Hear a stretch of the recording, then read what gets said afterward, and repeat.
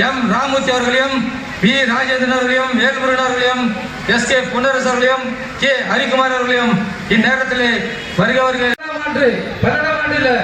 2006 நடைபெற்ற பொது தேர்தலில், சட்டமன்ற பொது தேர்தலில் விருதாச்சலம் தொகுதி என்பது ஒரு மிகப்பெரிய ஒரு கோட்டை. அந்த கோட்டையிலே சிங்கத்தை அதன் புகையிலே வீட்டி தந்த ஆட்சி நடைபெறுவது அனைத்து இந்திய அண்ணா திராவிட முன்னேற்ற ஆட்சி. ஆனா நம்ம எந்த பணமும் இல்லை, எந்த பொருளும் இல்லை. நான் எப்படி வேலை செய்யணும் வந்துச்சு, எத்தனை புயல் வந்துச்சு. ஒரு புயலுக்காவது ஒரு மழை வெள்ளத்திற்காக கொஞ்சம் பார்வையிட்டு மக்களுக்கு ஆறுதல் சொல்லாத ஒரு எம்பி நம்ம ஜெகத் ரட்சகன், திமுகவுடைய எம்பி. ஏன்னா ஒரு குடும்பத்தின் தலைவன் எப்படியோ அப்படிதான் அந்த குடும்பத்தில் இருக்கிற பிள்ளைகள் இருப்பாங்க. தலைமை சரியாக இருந்தால் தான் அந்த நிர்வாகிகள் சரியாக இருப்பாங்க. தலைமையே சரியில்லை. அப்படியாப்பட்ட எம்பி நம்ம அண்ணன் துரைமுருகன். நீர்வளம், கனிம வளம், அவர் வளமாக தான் இருக்கிறார். அவர் நம்பி ஓட்டு போட்ட நாம வளமாக இருக்கிறோமா? ஆயிரக்கணக்கான ஏக்கர் நிலங்களை, அரசு புறம்போக்கு நிலங்களை பட்டா போட்டு அவர் வளமாக இருக்கிறார். அவர் ஓட்டு போட்ட மக்கள் நாம் இன்னும் சகதியிலும் சேத்துலையும் அடிபட்டு தான் இருக்கிறோம். கொஞ்சம் சிந்தித்து பார்க்க வேண்டாமா? படித்து சொன்னமே, எப்போ நம்ம 1000 ரூபாய்க்கு 500 ரூபாய்க்கு தன்னுடைய வாக்குகளை விற்று கோட்டருக்கும் கோழி பிரியாணிக்கு ஆசைப்பட்டு நிற்கிறோமோ, நடுத்தர நம்ம நின்று தான் ஆகணும். அண்ணாதுரை சொன்னார், ஓட்டுக்கு பணம் வாங்குவது என்பது தவிட்டுக்கு தங்கத்தை விற்பதற்கு சமன்னார்.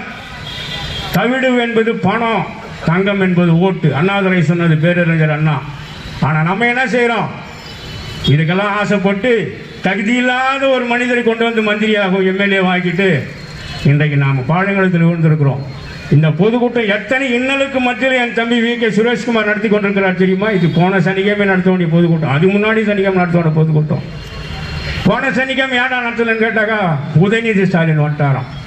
என்ன பண்ணார்? வந்துங்க ஒரே ஒரு நன்மை, புது பஸ் ஸ்டாண்டில் அவர் வர வரைக்கும் கக்கூஸ் போகிறதுக்கு 10 ரூபா வாங்கியிருந்தான். அவர் வந்த அன்னைக்கு 1 ரூபா மாற்றிட்டான். கக்கூஸ் வந்து 1 ரூபா மாற்றின சாதனை அருமை நண்பர் உதயநிதி ஸ்டாலினுக்கு ஆகும். சாதனை இதெல்லாம். பெஞ்சல் புகையில் திருவண்ணாமலையில் மலை சரிவில் 5 குழந்தைகள் உட்பட 7 பேர் இறந்து போயிட்டாங்க. அவருக்கு கொடுத்த உதவி என்ன தெரியுமா? 5 லட்சம் ரூபாய். ஆனா கள்ளக்குறிச்சியில கள்ளச்சாராயம் குடிச்சிட்டு செத்து போனவனுக்கு கொடுத்த காசு 10 லட்சம். வெக்கமா இல்லடா உங்களுக்கு? வெக்கமா இல்லை? ஒரு இயற்கை பேரில் அடிபட்டு செத்த 5 லட்சம், கள்ளச்சாராயம் குடிச்சிட்டு செத்த 10 லட்சம். சொல்றான் தமிழ்நாட்டில் என்ன தெரியுமா நிலைமை? காலையில் எழு, கள்ளச்சாராயம் குடி, 10 லட்சம் ரெடி. கள்ளச்சாராயம் குடிச்சா 10 லட்சம் ரெடி. எப்பேற்பட்ட தலைவர் எங்கள் தலைவர்! எப்பேற்பட்ட தலைவர்! ரத்தத்தை வேர்வையாக செஞ்ச பணத்தை எல்லாம் இந்த மக்களுக்கு இறுதி வரை கொடுத்து சென்ற தலைவர் புரட்சி கலைஞர் கேப்டன் அவர்கள். இருந்தாலும் மறைந்தாலும் பேர் சொல்ல வேண்டும், இவர் போல யார் என்று ஊர் சொல்ல வேண்டும். புரட்சி தலைவர் எம்ஜிஆர் சொன்னது போல வாழ்ந்து காட்டியவர் புரட்சி கலைஞர் கேப்டன் அவர்கள். நாடு மறக்குமா? இப்பேற்பட்ட தலைவர். பசித்தவனுக்கு இதுவரைக்கும் சோறு, இறந்த பிறகும் சோறு போட்டே கொண்டிருக்கிறார் புரட்சி கலைஞர் கேப்டன் அவர்கள். கேட்டாங்களா? அருமை நண்பர் அவர்களே, ஒரு நல்லவன் என்று தான் நிரூபிப்பதற்கு இறந்தால் அவன் நல்லவன் ஒத்துக்கொள்கிறான். என்ன மனுஷன் நம்ம எல்லாம் சட்டால அவன் நல்லவன் ஒத்துக்கிறான். சாகர வரைக்கும் அவன் நல்லவன் ஒத்துக்கவே இல்லையா? ஓட்டு போடலையே. படிச்சு சொன்னாமே. யாரு கேட்டான்? ஓட்டுக்கு காசு வாங்காத உளுந்தூர்பேட்டையில சத்தியம் செய்தார் புரட்சி கலைஞர் கேப்டன் அவர்கள். நான் ஓட்டுக்கு பணம் வாங்க மாட்டேன், லஞ்சம் கொடுக்க மாட்டேன், லஞ்சத்தை வாங்க மாட்டேன் சத்தியம் செய்தார். பிழைக்க தெரியாத அரசியல்வாதி. புரட்சி கலைஞர் பிழைக்க தெரியாத அரசியல்வாதி என்று முத்திரை குத்தி புறந்தள்ளி விட்டான். அவனை கொன்றது யார் தெரியுமா? ஊழலும் நயவஞ்சகமும் துரோகமும் மக்களாக நீங்கள் தான் கொண்டுள்ளவர்கள். இனி நல்லவன் எப்படி கிடைப்பான்? அந்த நாட்டு எங்க போய் தேடுவேன்? யாரு நல்லவன் நிரூபிக்க முடியும்? இன்றைக்கும் கோயிலாக காட்சி கொண்டிருக்கிறது. இன்றைக்கு அரசு இடத்திலே புடைத்த தலைவர்கள் அனாதிகளாக இன்றைக்கு எங்க இருக்கிறாங்க? மெரினா பீச்சில். ஆனால் இறந்த பிறகு கூட தன் சொந்த இடத்திலே தன் பிணத்தை அடக்கமாக சென்று கோயிலாக தெய்வமாக வாழ்ந்து கொண்டிருக்கிறார் புரட்சி கலைஞர் கேப்டன் அவர்கள். நாடு மறக்குமா? தன்னுடைய மகனுக்கு பிரபாகரன், எவ்வளவு அழகான விஜய பிரபாகரன், அவருடைய பிறந்த நாள் விழா இது. தலைவரை நேசிக்கின்ற தொண்டர்கள் நாங்கள் இருந்தாலும் கூட எங்கள் தலைவர் ஒருத்தர் நேசித்தார், அவர்தான் மேதகு தலைவர் பிரபாகரன் அவர்கள். நடிகராக வளர்ந்து கொண்டிருந்த நேரத்தில் இலங்கை தமிழருக்கு ஆதரவு கொடுத்து உண்ணாவிரதம் இருந்த ஒரே நடிகர் புரட்சி கலைஞர் கேப்டன் அவர்கள். இதை நாடு மறந்துடக்கூடாது. மேதகு பிரபாகரன் அவர்கள் தட்டி சந்திக்க வேண்டிய தலைவர்களை நிறைய பேர் யோசனை பண்ணித்தார்கள். புரட்சி கலைஞர் நிச்சயமாக சந்தித்தாக வந்து தீர்மானமாக இருந்தவர் மேதகு பிரபாகரன் அவர்கள். சந்திக்க முடியாமல் போச்சு. அவர் நினைவாகத்தான் தன் மகனுக்கு விஜய பிரபாகரன் என்கின்ற பெயரை சூட்டினார். தலைவர் நடிக்கக்கூடிய 100வது படத்திலே 1000 தலைப்புகள் பரிந்துரைக்கப்பட்டது. ஆனால் புரட்சி கலைஞர் தேர்ந்தெடுத்த ஒரே தலைப்பு கேப்டன் பிரபாகரன். அன்றைக்கு நடந்த இடத்திலே நடந்த போரிலே இந்த திரைப்படம் இந்த பெயரிலே வெளி வராது என்றார்கள். பரவாயில்லை, என் 100வது படம் என் தலைவன் பெயரை கொண்டு அது வராவிட்டாலும் பரவாயில்லை, கேப்டன் பிரபாகரன் என்ற தலைப்பு தான் என் 100வது படத்துக்கு வைப்பேன் என்று சொன்ன தலைவர் புரட்சி கலைஞர் கேப்டன் அவர்கள். அதனால ஒரு அம்மா சொன்னாங்க, அவிநாசியிலே புரட்சி கலைஞர் இலங்கை தமிழர்கள் வாழ்ற இடத்துக்கு செல்லும் போது கேப்டனுடைய கையை பிடிச்சிட்டு ஒரு அம்மா சொன்னாங்க, இலங்கை தமிழர் உச்சி ஐயா, பிரபாகரன் இன்றைக்கு உயிரோடு இருக்கிறாரோ இல்லையா என்று தெரியவில்லை, எங்களை காப்பாற்றுகின்ற கேப்டன் பிரபாகரன் நீங்கள் தான் என்று சொன்னார்கள். இதுதானே அவர் தலைமை. சாட்சி. இந்த உலகத்திலே மண்ணை விட்டு பிரிந்த எத்தனையோ தலைவர்கள் இருக்கலாம் இந்த நாட்டிலே, இந்த உலகத்திலே, இந்த தமிழகத்திலே. ஆனால் ஒரு தலைவனின் மரணம் சரித்திரமாக்கப்பட்டது புரட்சி கலைஞருடைய இறுதி யாத்திரையிலே.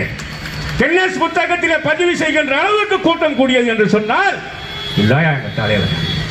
தலைவர் மறைந்து விட்டாரா? இல்லை பெரியவர்களே, இல்லை இல்லை. பசித்தவர் உனக்கு ஒருவேளை உணவை நீ வாங்கி கொடு, அங்கே புரட்சி கலைஞர் கேப்டன் வாழ்ந்து கொண்டிருக்கிறார். ஏழை ஒருவனுக்கு, ஏழை குழந்தைக்கு படிப்பு செலவுக்கு கொஞ்சம் நம்பி ஓட்டு போட்ட மக்களுக்கு ஒருபோதும் துரோகம் பண்ணாது. இன்னொரு விஷயம் சொல்லிட்டாங்க, அவங்களுக்கு 29 எம்எல்ஏ 2011 தேர்ந்தெடுக்கப்பட்டார்கள். ஓடி போன 9 பேர் விடு. எந்த எம்எல்ஏ மேலையும் இதுவரைக்கும் ஒரு சின்ன பிட்டில் ஒரு ஊழல் பிரகார் இருக்கா? இருக்கா? இருந்தா சொல்லிட்டு போயிட்டே இருக்கலாம்.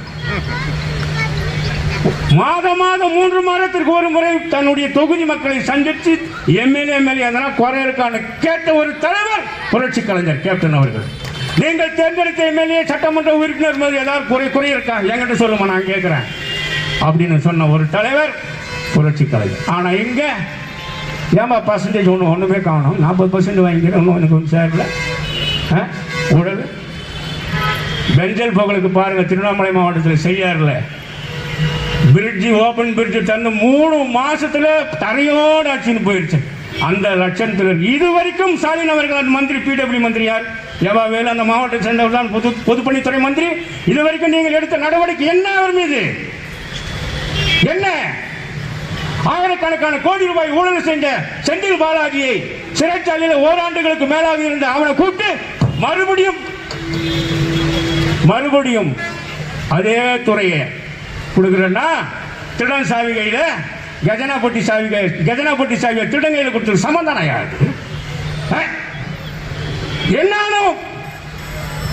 என்ன தைரியம் தன்னை எதிர்த்து கேட்பதற்கு தமிழ்நாட்டில் ஆளுநர் என்கின்ற ராணுவத்திலே இந்த ஸ்டாலின் அரசாங்கம் செயல்பட்டுக் கொண்டிருக்கிறது. பிரபாகரன் விருதாச்சலம் விருதுநகர் தொகுதியிலே என் தம்பி பிரபாகரன் ஜெயிக்க வேண்டிய ஒரு தலைமகனுடைய மகனாடா, ஒரு தலைவனுடைய ஒப்பற்ற பிள்ளையடா. தாயை போல பிள்ளை, நூலை போல சேல, என் தலைவன் முகத்தை உரித்து வைத்துக் கொண்டு அவன் பிற்பாடு வந்து கொண்டிருக்கிறேன். என் தம்பி பிரபாகரனை தோற்கடிக்கிறான். நயவஞ்சன் நாய்களா, என் தம்பி தோற்கப்படவில்லைடா, தோற்கடிக்கப்பட்டான். அங்கே ஜெயித்தது பணநாயகம், ஜனநாயகம் அல்ல.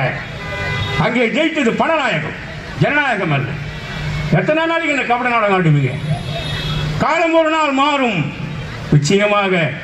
ஓடம் ஒரு நாள் வண்டியில் ஏறும், வண்டியும் ஒரு நாள் ஓடத்தில் ஏறும். பெரியவர்கள் சொன்ன மாதிரி தயவு செய்து பெரியவர்களே, என் அருமை நண்பர்களே, என் வியாபார பெருங்குடி மக்களே, தம்பி சொன்ன மாதிரி அவரு காலேஜ் கட்டுற அரசாங்கம் எடுத்து வாங்கிட்டு அவரு காலேஜ் கட்டுறதுக்காக அங்கிருந்த தள்ளுவண்டி கடையெல்லாம் எடுத்து நாசமாக்கி நடுத்தருவில் கொண்டு கொளுத்த.